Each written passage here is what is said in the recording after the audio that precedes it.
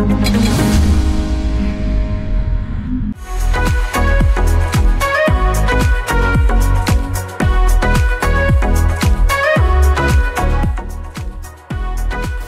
Umi, saya cari-cari di rumah, taunya di kebun.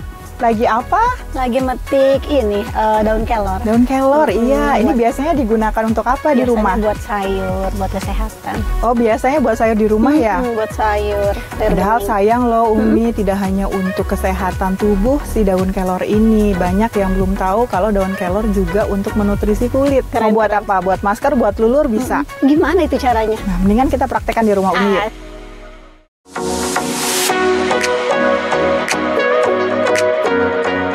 Yang mungkin orang lain tidak tahu, kelor ini selain berkhasiat untuk tubuh, dia juga bisa sebagai antioksidan, anti-aging. Saya sekarang ingin mengajarkan bagaimana cara membuat olahan kelor untuk kesehatan kulit. Jadi kita mau bikin apa nih dok? Kita mau bikin lulur agar kulit lebih halus, lebih mulus, dan lebih cerah. Jadi untuk kesehatan dan kecantikan kulit nggak perlu mahal ya dok ya? Bisa dengan yang ada di sekitar kita. Iya, daun kelor ini pemirsa di rumah bisa buat dulu sebagai serbuk ya. Jadi dikeringkan, kemudian setelah itu dihaluskan. Nah, kita buatkan ini kelor powder atau moringa powder. Kemudian kita tambahkan juga rempah yang lainnya. Iya dong, biar pasti maksimal. Ya. Tadi kan kita juga mengambil jahe ya, terus kemudian kunyit dan temulawak. Nah, dibikin powder juga sama seperti ini. Kalau ini manfaatnya apa nih dok? Ini kunyit ya? Ya, kunyit. Kunyit mengandung kurkumin. Iya, dan dia antioksidannya tinggi sekali. Ya, antioksidannya tinggi, kemudian juga anti radang. Terutama buat bagian tubuh yang beruntusan. Nah, itu kan kadang ya bikin sakit, ngilu, radang, merah. Fungsinya kunyit bisa mengatasi radang. Kemudian ada juga kita tambahkan temulawak serupa dengan kunyit. Ya, ini juga mengandung kurkumin juga. Nah, fungsinya temulawak ini dia bisa mencerahkan kulit. Kemudian kita juga tambahkan jahe serbuk. Jahe serbuk ini dia kesannya nanti ketika dioleskan ke tubuh akan timbul rasa hangat. Sehingga menimbulkan rasa nyaman juga ya ketika kita luluran gitu. Kemudian dia juga berkhasiat sebagai anti radang juga dan juga untuk mengatasi pegal-pegal. Jadi ketika setelah luluran capek-capek hilang, pegal-pegal hilang ya. Nah, kita tambahkan biar mudah lagi mengaplikasikannya ini sebagai media ya untuk membawa rempah-rempah ini agar bisa teroleskan dengan baik di kulit tubuh. Kita gunakan yang namanya beras. Ini sudah dalam bentuk serbuk atau tepung juga. Nah, si beras ini juga berkhasiat selain memang dia sebagai mediator atau pembawa dari rempah-rempah ini untuk dioleskan ke kulit, tetapi berkhasiat juga untuk mencerahkan dan juga melembabkan. Nah, setelah kita sebutkan tadi bahan-bahannya, kita tambahkan juga VCO Umi. Wah, VCO untuk apa nih kalau dilulur? Jadi untuk tambahan nutrisi kulitnya. Ketika misalkan bahan-bahan rempah tadi ditambahkan dengan VCO, nah VCO ini dia fungsinya banyak sekali. Bisa untuk sebagai anti radang juga dan juga dia sebagai pembersih kulitnya gitu. Jadi nanti kita tambahkan dan juga tambah madu juga. Gitu. Kulit juga butuh nutrisi ya dok? Iya betul sekali, apalagi untuk kulit-kulit yang kering ya. Kalau kulit kering biasanya akan timbul gatal, merah ya, karena ketarik. VCO ini menghidrasi kulit. Menghidrasi kulit juga dan juga membersihkan dari sel-sel kulit mati dan juga kotoran-kotoran yang melekat di kulit kita.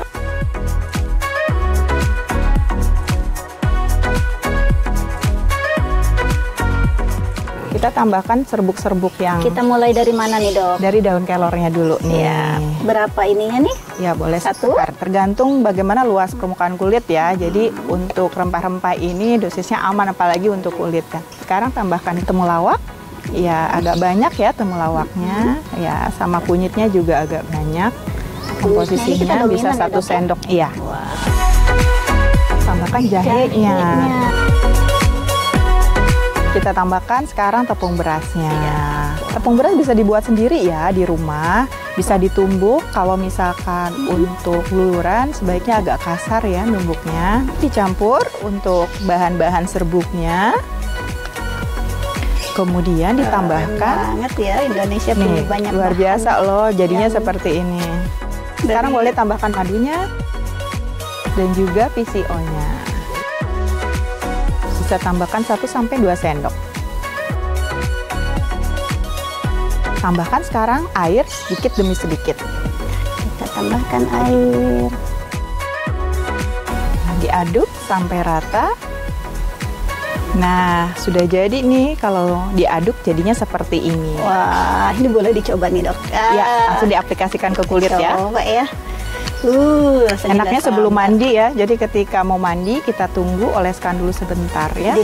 Didiamkan beberapa saat, lalu mandi deh. Ya, kita bersihkan dulu. Disiram ya, dibersih. Betul.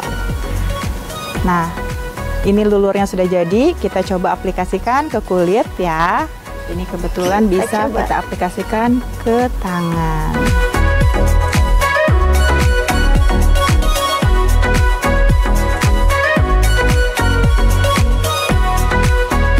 Ini dokter kalau penggunaannya seminggu berapa kali nih, Dok, yang bagus? Jadi sebetulnya bahan-bahan itu tadi bisa gunakan setiap hari apabila digunakan untuk masker. Jadi untuk menambah nutrisi ke kulit dan juga tadi ya karena khasiatnya banyak sebagai antioksidan, anti radang, kita bisa oleskan ke tubuh misalkan sebelum mandi setiap hari itu nggak apa-apa. Untuk luluran karena dia mengangkat sel kulit mati, takutnya mengiritasi apalagi bahan-bahannya misalkan menggunakan tepung beras yang kasar. Nah itu dibatasi aja 1 minggu 1 kali cukup. Karena pada jenis kulit tertentu, terutama kulit kering, itu akan menambah iritasi. Betul. Gitu. Itu aja sih. Tapi kalau untuk kulit yang tidak kering bisa seminggu 2 kali. Bisa, gitu ya? Bisa seminggu 2 kali. Tergantung kita punya waktu luangnya. Nah ini sudah kering ya, Umi. Nah Umi boleh cuci, dibilas, kita lihat hasilnya.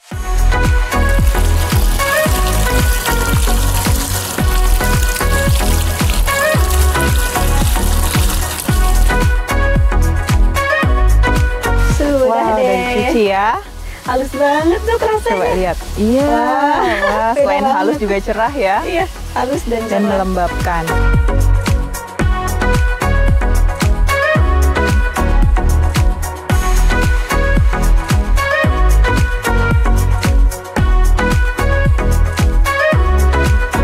Itulah tadi kita sudah membuat olahan dari daun kelor untuk dijadikan lulur untuk tubuh. Mudah-mudahan bermanfaat ya pemirsa di rumah. Saya Dr. Yanti Maharani, ahli herbal medik untuk hidup sehat plus.